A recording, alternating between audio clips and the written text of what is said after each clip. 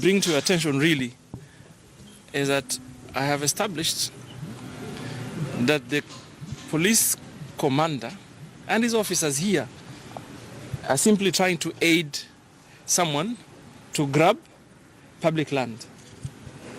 And that is why they saw the need of arresting county enforcement officers. So my question here is, since when does the police, within the parameters of law, are allowed to handle disputes ya mashamba? And where is the dispute? Who is the complainant? Because hii ni shamba ambayo public wanaenda naye baharini that had been illegally grabbed. The National Land Commission have a position on it. They have made it clear that that is an access to the beach by the members of public. So for me, when we see an entire regional commander, ule mdosi kabisa, anakuja hapa. I've never seen him gone to Boni Forest wakati kuna a serious attack. Hizo Lamu barabara watu wakipigwa simuoni pale. Lakini if you see that very senior officer within this region anaenda kuangalia ukuta, and then he orders the arrest of county inspected officers.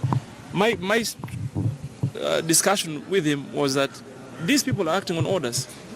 Sio kama nyinyi ambaye mmesema mmepewa orders from above. The orders came from us, the county government, either through the director or the county secretary or myself as governor. So the very obvious thing to do is to hold us to account. Musionea askari wadogo.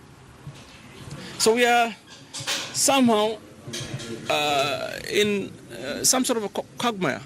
We don't know what to do. We no longer can enforce county laws because of the fear of police. Two, we have a situation whereas police are supervising illegal construction. On Friday, somebody was building a wall on top of our pipeline, again with supervision from the police. So tuliambianga tu hawa watu waende line yao na sisi tuende line yetu. It's as simple as that. But they're making us look like sisi ni askari tu wale wa marungu ambaye we have no laws that we need to enforce. They need to be reminded that in this country there's two levels of government. Kuna county government na sheria zake, na kuna national government ambaye inafaa ifanye. So for me, I have come here to demand the immediate release of the county enforcement officers. If not, then I should be told why they are detained and why shouldn't they be taken to court. Kuliko kuwafungia police station kuanzia asubuhi saa 1, saa 2, they have been here, we're now going to 11. It is the credibility enforcement that is put in the line here and the county government. So tuko hapo sasa, and I'm going to go to court. I'm going to go to court so that there is a determination on matters enforcement. Why is this piece of land and who owns it? And what was happening with the askari? Were you issued any orders? No, for me, really, it didn't matter who owns the land. What was important for me is that there is communication from the National Land Commission about a year ago. So we have mechanisms on how we can enforce whatever is communicated to us. So we have a letter from the National Land Commission that was sent to us in August 2016 to inform us that this piece of land was illegally grabbed. This is meant for public use, and therefore we're expected to enforce.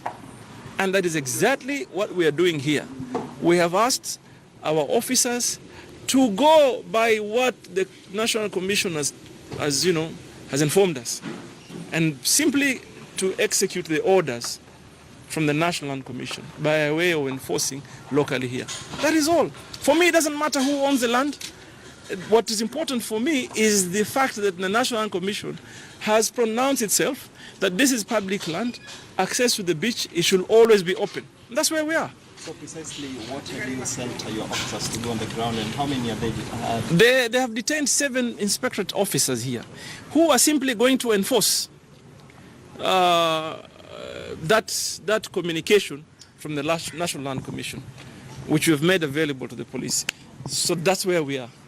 And it is about the credibility of the county, really. And that is why I have directed that we go to court for determination. you know, who is supposed to do what. On Friday, somebody was constructing a wall, again illegally. You saw what happened some last year in VOK. Dunga Unuse, a wall was constructed under police supervision